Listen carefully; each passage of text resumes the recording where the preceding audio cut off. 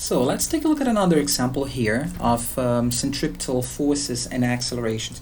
So let's say that we have a vertical motion like this one, okay, vertical circular motion like this one, and we can analyze several different points of this motion.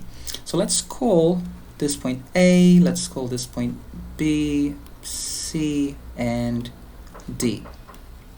Obviously, there will be three forces involved in this motion. If we're neglecting air resistance, if we're neglecting like all friction, whatever, what we're going to have here is weight, right? So mg, which is the weight. We'll have our centripetal force, which is mv squared over r, and we'll have our normal force. Okay, that sometimes is also used letter R. I don't mind which one you use. Okay, so we're gonna have those three forces. The only difference is at each point they will interact in a different way. So just because, let's start at point C. At point C, I'll have my weight, which points down, so W, and I also have my resistive, my normal force, right? So the floor is not letting Sonic go through, so both forces will be pointing down. So in this case, our centripetal force is the sum of those two forces. So at point C, our centripetal force will be the sum of those two. Right? And we can find what would be this one because we can calculate the other ones. The only unknown that we have here is our normal force in each point. Alright, so here, what are we going to have? Well, we have our normal force, which points up, and we have our weight, which points down. So at point A, what is going to happen? Well, at point A, our centripetal force is in the same direction as our normal force. And well, obviously, since our character is not going through the floor, our normal force here will have to be larger, not only to overcome the weight, but also to make it go in a circular path.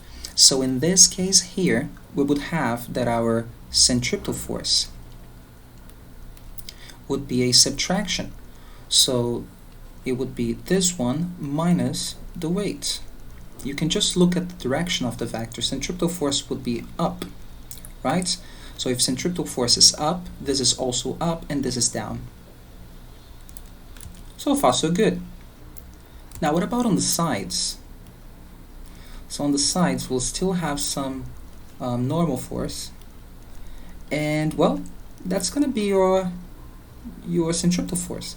So at points B and D, your centripetal force will be equal to R.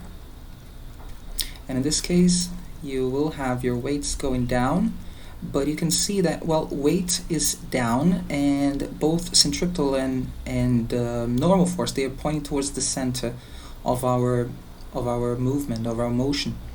So they're not going to contribute in the horizontal plane. And well, since there are forces, there will be some tendency to try to make it go faster when it's going down and slower when it's going up. And that's expected, isn't it? Now, we could actually do exactly the same problem, but instead of having like a character spinning around some loop, we could have a rope. So if we get a rope, we attach something to the end of this rope and we just spin it around, we would also have centripetal forces, accelerations, and relations which are just like those ones. So take a look at this diagram here, right? When we are at point C, weight is pulling down, our tension, if this was a rope being swung, our tension up here, and tension down here, tension to the left, tension to the right, and it's exactly the same mathematics, the same problem. So here, for example, we would have our normal force going up, right? And our centripetal force going up.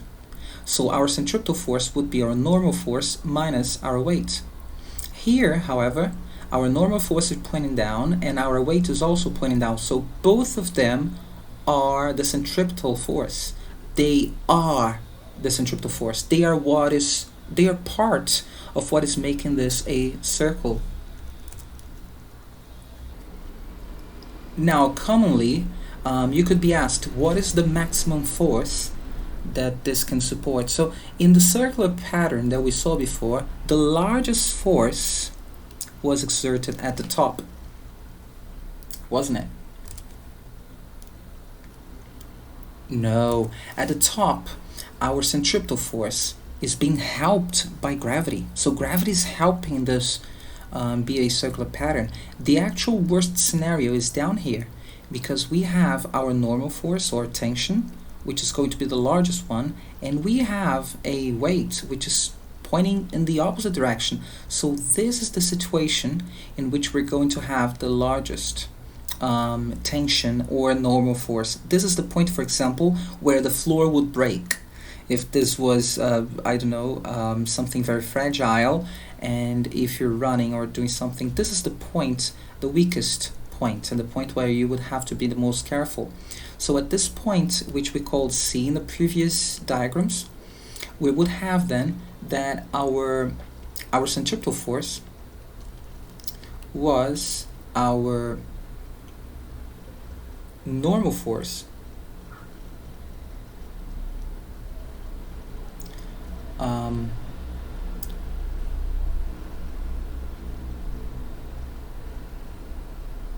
no, that's wrong.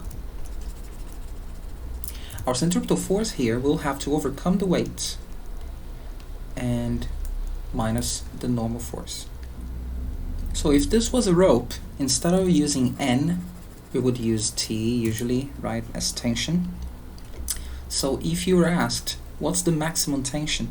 If we rearrange this, we would have that the tension down here would be Fc, so mg minus the centripetal acceleration, right?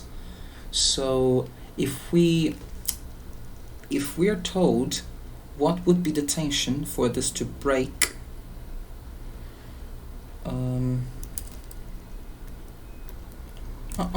this is not right. No, look, here at this point we have our weight pointing down, we have our normal force or tension up, and also our centripetal force.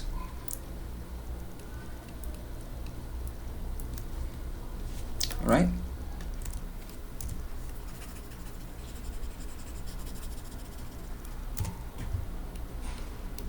There we go. So the centripetal force, right, is equal to our tension. So if we take out the weight from our tension, we would have our centripetal force. So if we want to find what's the tension at this bottom point, we could just have Fc, so centripetal force, plus mg. And we know those. So we know that our centripetal force is mv squared over r. That's one way of writing it, plus mg. So let's just work the absolute values now.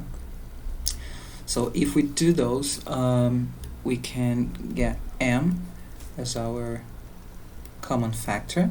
So v squared r plus g.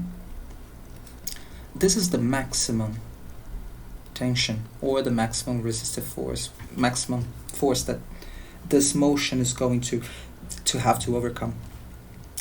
So if this is the maximum force, we can just say that, well, any tension that is larger than this maximum would be too much, right? It would break, let's say.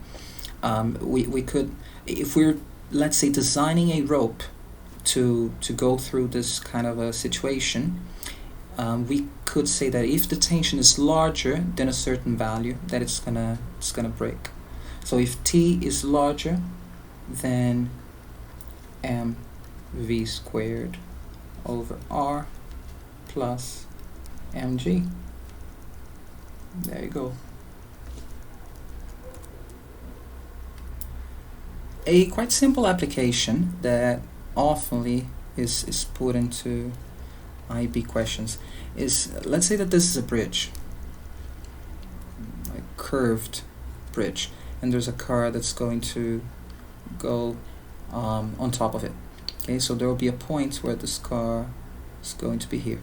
If I tell you that this circular bridge kinda has radius r, you could be asked, okay, and mass, this car has mass m, what's the maximum speed that this car can develop and not lose contact with the floor here? So we could interpret this as a circular motion, right? So we have this radius r, this is the circular motion that our car is going through. We have our particle here, and let's just put it a bit to the side so we can observe what's going to happen. So we would have here some force downwards, which is our weight, and our centripetal force is going to be what's going to make this go in a circular pattern, in a circular motion, right? So this is actually simpler than the previous example because there's no rope, there's nothing attaching the car to the floor. So if it goes too fast, it's just going to stop touching the floor. It will basically fly a bit, it will jump, right, a bit through this gap. So the only force that's pulling this car towards this circular path is its weight. That's the only thing that's making it go down and follow this path. So we could say that, well, then our centripetal force will basically be our weight. And we know how to express those things. This is mv v squared r, and this is mg. So the mass of the car doesn't matter, and we would have our velocity to be root of rg. So this is the minimum speed at which the car can go through that bridge without losing contact with the floor. There are a few things that we can observe here. If the radius is very large, the car could go faster, and it makes sense because then if this radius is very large, you could have a flat surface, right? If the radius is, for example, our planet's curved, so there is a radius. However, this radius is so large that we can just assume, okay, we're so close to the curvature that it looks like a line. Also, if you were in a different planet in which you have less gravity, you would have to walk slower. This is, well, think of it, this is actually important now that we are developing missions to go to Mars, to go to other planets. So if you're looking to design robots or any kind of vehicle to go in another planet, you will have to take into consideration the gravity of that planet. And next we'll go to our gravitation laws.